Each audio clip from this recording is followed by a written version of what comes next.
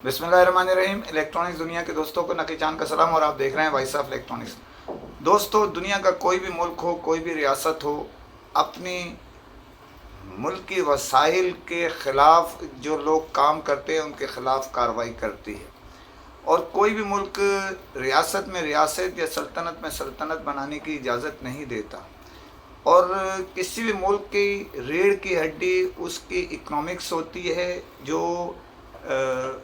कारोबार होता है। उसकी वजह यह है कि जब टैक्सेस होते हैं जिसकी मद से मुल्क अपने मामलात जो होते हैं अवाम की फलाह बहबूद के वो हल करता है। जो ज़राए आमदनी उनको हासिल होती है किसी भी सल्तनत को, उसके वसाइल इस्तेमाल करके लोगों के मसले मसाइल और अपने लोगों की तनख्वाहें उसके ज़रिए हासिल करते हैं। दुनिया के कई ममालिक में जो स्मगलिंग करते हैं लोग, उनके लिए बहुत सख्त कवानीन हैं और बहुत सख्त उनको सज़ाएं उस मुल्क में दी जाती हैं जो उनकी मुल्क को नुकसान पहुंचाने के लिए काम करते हैं। यानी मकसद मेरे कहने का ये है, जो इकनॉमिक्स को नुकसान पहुंचाता है, जो मुल्क की मईशत को नुकसान पहुंचाने की कोशिश करता है, ऐसी चीज़ें बाहर से मंगवाता है जो मुल्क में नायाब होती हैं या टैक्सेस उसमें ज़्यादा लगे हुए होते हैं। वो बग़ैर टैक्स के वाया स्मगलिंग उस मुल्क में दाखिल करता है, उसके लिए बड़े सख्त कवानीन। पाकिस्तान में भी अरसा दराज से किताबों में तो कई कवानीन लिखे हैं स्मगलिंग करने पर, और इसके ख़िलाफ़ धुआंधार तकरीरें भी मुख्तलिफ़ लीडर्स, मुख्तलिफ़ सरकारी अहदेदार, ब्यूरोक्रेसी, इंतज़ामिया और तो और ताजिर रहनुमा भी इस पर बड़ी लंबी लंबी तकरीरें करते रहते हैं। लेकिन बेसिकली होता क्या है, वही ढाक के तीन पात। लेकिन उस पर अमल दरामद कराने के लिए भी एक ताकत की ज़रूरत है। जो मौजूदा गवर्नमेंट जिसकी पॉलिसी ही ये है कि बाहर की चीज़ें कम और मुल्क की चीज़ें ज़्यादा इस्तेमाल की जाए, ज़र मुबादला बचाया जाए, एक्सपोर्ट पे तवज्जो ज़्यादा दी जाए इंपोर्ट की बनिस्बत। इसके तहत कई मराते भी दे रहे हैं, कई सख्तियाँ भी कर रहे हैं। और मौजूदा जो तमीद बांधी गई है उसका बुनियादी सबब गुज़िश्ता दिनों जारी होने वाले एक ऑर्डिनेंस है जो सदर मुमलिकत ने जारी किया है, जिसके तहत स्मगलिंग करने वाले जो लोग स्मगलिंग करते हैं उनके लिए बड़े सख्त सज़ाएं इसमें तजवीज़ की गई हैं उस ऑर्डिनेंस के अंदर, जिसके तहत अब जो स्मगलिंग में पकड़ा जाएगा और ये साबित हो गया कि वो स्मगलिंग का माल लेकर आ रहा था, तो उसको सज़ा जो है वो बड़ी मिलने के चांस है कवानीन के तहत। जिसमें जो छोटे यानी 30 लाख से 50 लाख रुपए तक जो स्मगलिंग करेगा उसकी सज़ा 3 साल है। यानी समझ लें आप कि एप्पल के अगर देखा जाए तो 10 से 12 सेट। तो इसका मकसद ये हुआ कि अब आपको हर चीज़ पे तवज्जो देनी पड़ेगी। इसी तरह 50 लाख रुपए से लेके 75 लाख रुपए तक 5 साल की सज़ा है। इसी तरह 50 लाख से 1 करोड़ रुपए तक पर 10 साल कैद की सज़ा है। और इससे ज़्यादा यानी 1 करोड़ से ऊपर की स्मगलिंग में मुलजिम या मुजरिम बन गए तो उस पे सज़ा अगर हो गई तो वो 14 साल कैद तक की सज़ा उसके अंदर तजवीज़ की गई है। इसी तरह दुनिया में गैर मुल्की करेंसी के बड़े मामलात होते हैं। पाकिस्तान में आपने ये सुना होगा कि इतने पैकेट ले जाओ दुबई, या इतने पैकेट फलानी जगह ले जाओ, इतने पैसे ऊपर ले लो, ये पैकेट एयरपोर्ट पे देते हैं। पैकेट से मुराद होता है कि डॉलर की एक गड्डी 10,000 रुपये वाली, 10,000 डॉलर वो दे दिया, ऊपर से जनाब 25,000 दे दिए, 50,000 दे दिए, जो भी XYZ 30,000 दे दिए, 20,000 दे दिए। वो पैसे उनके होते हैं, वहाँ जाके एयरपोर्ट पर वो दे दिए जाते हैं तो पैसे मिल जाते हैं। मकसद कहने का ये है, जो काला धन यहाँ से باہر نکالنے کی اسمگلنگ کے ذریعے یا کسی بھی ذریعے لوگ کوششیں کرتے ہیں جو چلتی رہتی تھی. اب اس کے لیے کرنسی اسمگلنگ کرنے والوں کے لیے بھی قوانین آ گئے ہیں جس کے تحت 20,000 روپے سے لے کے 50,000 یعنی 20,000 روپے سے لے کے 50,000 روپے تک ڈالرز کی اسمگلنگ پر 5 سال قید کی سزا ہے. یہ ڈالر یا اس کے برابر یعنی 20 سے 50,000 روپے تک ڈالرز یا غیر ملکی کرنسی اس کی مالیت کے حساب سے اس کی سزا 5 سال رکھی ہے. اور اس سے ابو جو ہے 50,000 سے 1,00,000 پہ جانے کی صورت میں اس کی سزا 10 سال قید رکھ دی گئی ہے. تو کرنسی کے معاملات کی جب بات چیت کی جاتی ہے، اس ناچیز نے پوری کافی دنیا کے ممالک میں سفر کیا ہے ملکوں کے درمیان. مجھے اپنی ذاتی جو تجربہ ہوا اس میں سب سے خطرناک تجربہ جو ہے وہ تاشقند میں ہوا. تاشقند میں جو بھی شخص انٹر ہوتا ہے تو ایک فارم دیا جاتا ہے، جبکہ یہ پاکستان میں بھی ہے لیکن یہاں کوئی توجہ نہیں دیتا.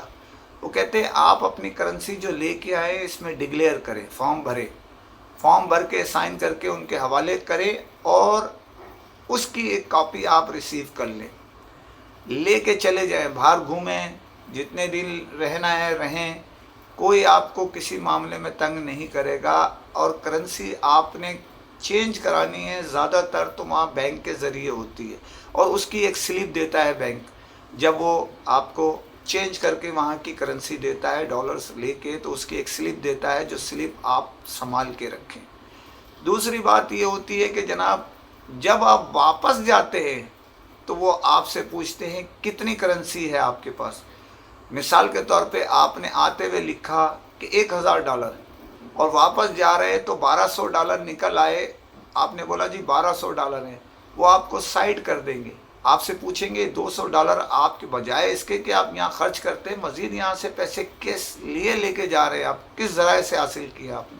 وہ ایک نیا پھڈا شروع ہو جاتا ہے. اگر آپ نے اپنی کرنسی ڈکلیئر نہیں کی اور کم شو کی ہے زیادہ میں وہ ضبط ہو جائے گی، وہ حکومت ضبط کر لیتی ہے. اس وجہ سے میں نے ایک اعلیٰ افسر سے بات کی، بھائی یہ بولا ہمارے ملک میں لانے کی اجازت ہے لیکن لے جانے کی اجازت نہیں ہے غیر ملکی. ہم اپنی کرنسی غیر ملکی کرنسی یہاں سے کیوں جانے دیں، ڈالرز یا کوئی بھی. تو یہاں خرچ کرنے کے لیے لائے خرچ کریں. پاکستان میں بے تحاشا لوگ ہر فلائٹ سے پہلے لے جاتے تھے، اب تو سختی ہو گئی ہے. اس میں کسی نہ کسی صورت میں کالی بھیڑیں موجود ہوتی ہیں جو آپ کو سہولت کار بھی جس کو کہہ سکتے ہیں وہ فراہم کرتی ہیں.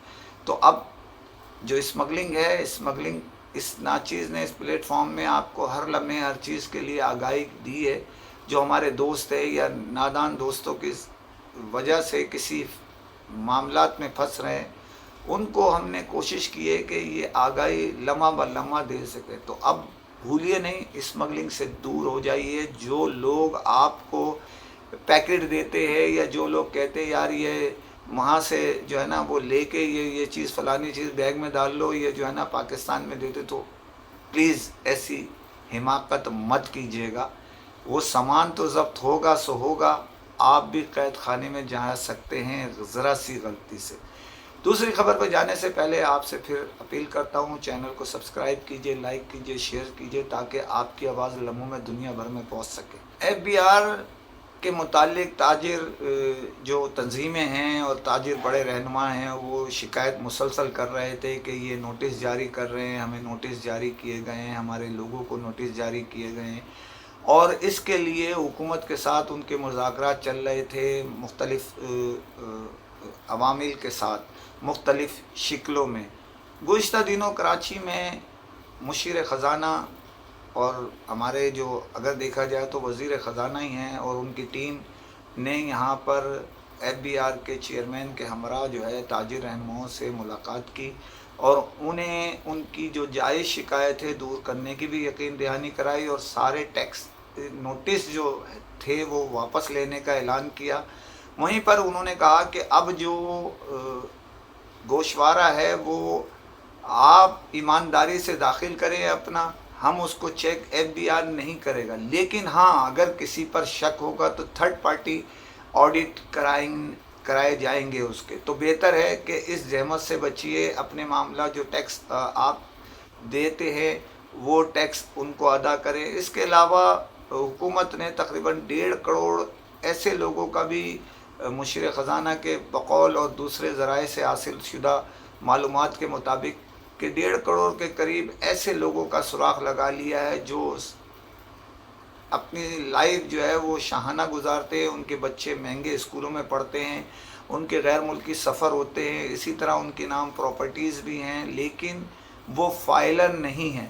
ان کو باضابطہ نوٹس ایشو کرنے جا رہے ہیں. یہ آخری ان کو چانس دیا جائے گا اس جو موجودہ سال کے لیے گوشوارہ جو داخل کیا جائے گا، یعنی 20 اور 21 کا جو آپ داخل کریں گے اس سال، تو اس میں اگر وہ داخل کر دیتے ہیں تو ان کے نام حکومت کے پاس ساری لسٹیں ہیں، وہ نام نکال دیا جائے گا.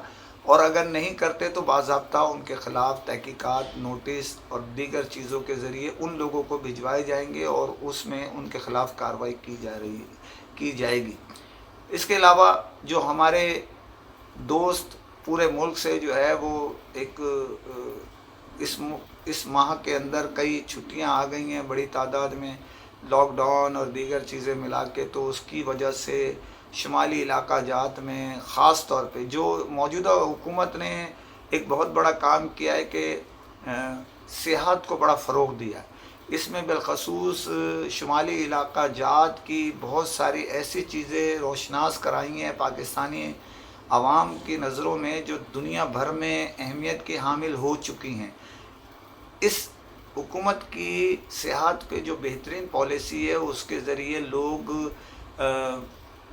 وہاں سیکورٹی الحمدللہ ہماری پاک فوج اور دیگر قانون نافذ کرنے والے اداروں نے شمالی علاقہ جات اور دیگر علاقے ایسے جہاں پر پہلے لوگ ڈرتے تھے جاتے ہوئے، انہوں نے امن قائم کر کے بہت سارے معاملات حل کر دیے، جس کی وجہ سے فیملیز جو ہے وہ وہاں کا رخ کر رہی ہیں. اور بڑی تعداد میں، جیسے عید کی تعطیلات کے دوران آپ کو یہ پتہ ہی ہوگا کہ 10 لاکھ لوگوں نے وہاں سفر کیا تھا، 10 لاکھ لوگوں نے وہاں پر اپنی چھٹیاں گزاری تھیں، اور تقریباً سمجھ لیں کہ 70 ارب روپے کے قریب خریداری اور خرچہ جو ہے وہ کیا. اسی طرح ان دنوں میں بھی ایک بڑی خطیر رقم اربوں روپے جس کی وہ ہے وہ ویلیو بنتی ہے، یا جو بھی اس کا جو اماؤنٹ بنتا ہے وہ کئی ارب روپے پہ ہے، جو ابھی انہوں نے 14 اگست اور محرم کی جو تعطیلات تھیں ان کے دوران وہاں سفر کر کے خرچ کیے، یا دیگر چیزوں میں اس میں انہوں کو اپنی فیملی کے ساتھ جو سفر کیا اس کے اندر ان کو ضرورت کے تحت خرچ کرنا پڑا. اتنا دباؤ بڑھ گیا تھا اس میں کہ جو ایئر ٹکٹس تھے اس کے ریٹ بھی 3 گنا تک بڑھ گئے.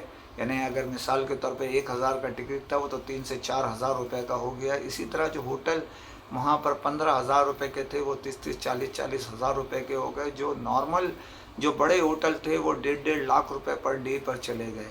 تو یہ وہاں کے لوگوں کے خوشی کی بات ہے، لیکن حکومت کو چاہیے چیک اینڈ بیلنس رکھے. وہاں کی سپلائی، جس طرح پچھلی دفعہ میں 800 روپے لیٹر تک پیٹرول لوگوں کو خریدنا پڑ گیا تھا، اس کے سسٹم کو برقرار رکھے.